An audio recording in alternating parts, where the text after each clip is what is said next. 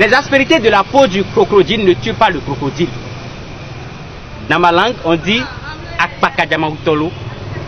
On dit que celui qui parle a besoin de celui qui écoute et que celui qui écoute a besoin de celui qui parle. Mon compte roule, vole, saute, gambade, traverse la forêt, les vallées, les monts et va se poser dans un royaume. Je réponds au nom de Michel Tonou à l'état civil. Sur scène, les gens m'appellent Tionel. Je suis jeune artiste, conteur, comédien professionnel.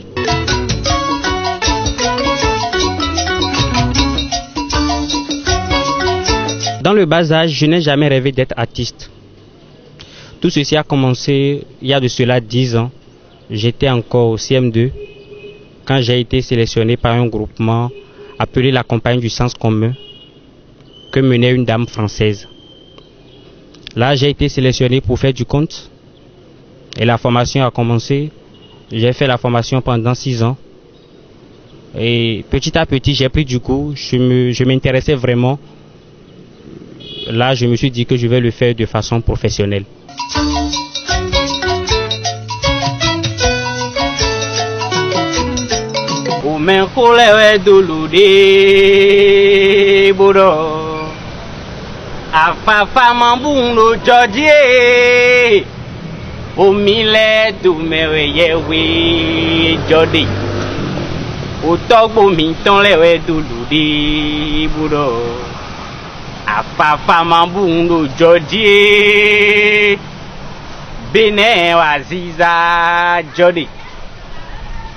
Eh bien, mesdames et messieurs, un silence de mon village vaut 25 réponses. On dit souvent chez nous que c'est quand le vent souffle que l'on peut voir le derrière de la poule. Mais attention, cela dépend de la position du derrière de la poule par rapport au vent. Dire que tu vas faire porter un pantalon à un éléphant. Attends, si tu le fais, tu as fait quelque chose de grand.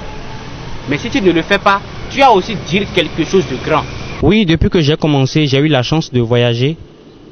J'ai été en France, en Guadeloupe, et aussi j'ai été aussi dans quelques pays limitrophes. Depuis que j'ai commencé par le faire, partout où je vais, c'est pour le compte, pour faire des festivals, pour faire peut-être des compétitions ou faire un spectacle.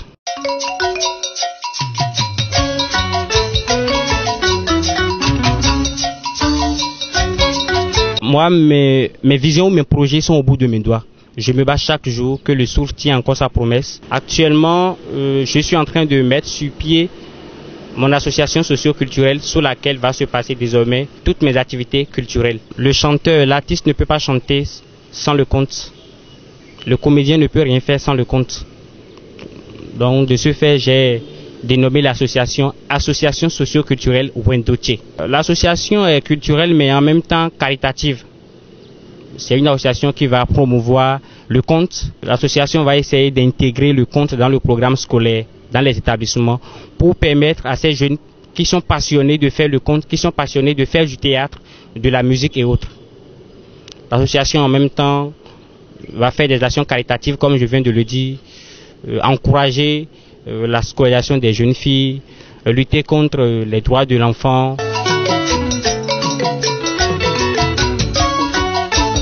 Je raconte sur tout ce qui est dans la nature, sur tout ce qui donne une leçon, tout ce qui peut enseigner. Parfois aussi, des gens m'appellent et me racontent les histoires familiales que j'essaie de travailler à ma manière. Mais dans ce village, l'histoire raconte qu'il n'y avait aucun garçon.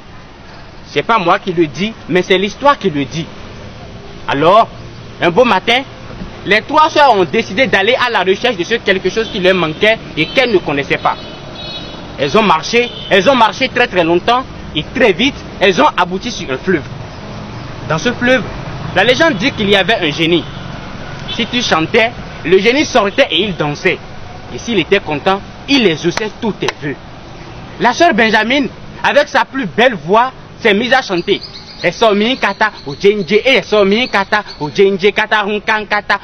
À nos autorités, avec beaucoup de respect, je vais demander à tous ceux-là qui me suivent en ce moment et qui ont de l'estime pour leurs petits frères, pour leurs frères, pour leurs enfants, de venir sans crainte m'aider, même pas pécuniairement, mais peu importe, tous ceux qui peuvent m'aider pour que je puisse grandir, pour que je puisse encore faire un pas de plus dans ce que je fais, ça me fera beaucoup plaisir.